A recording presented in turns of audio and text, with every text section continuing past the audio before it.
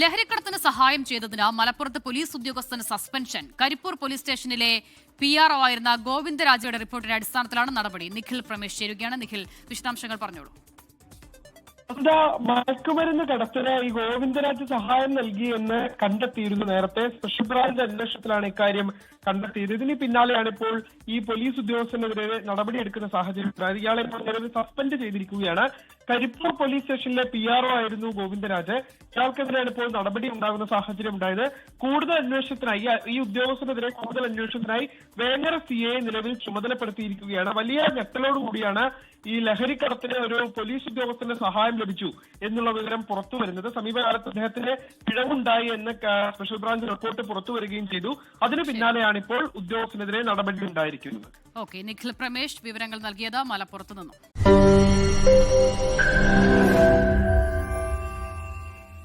ലോകത്തെവിടെയായാലും ഏത് സമയത്തും 24 വാർത്തകളും ഓഗ്മെന്റഡ് റിയാലിറ്റി പാക്കേജുകളും എക്സ്പ്ലെയിനറുകളും വിശദമായി കാണാൻ ഞങ്ങളുടെ YouTube ചാനൽ നിങ്ങൾക്ക് സബ്സ്ക്രൈബ് ചെയ്യാം.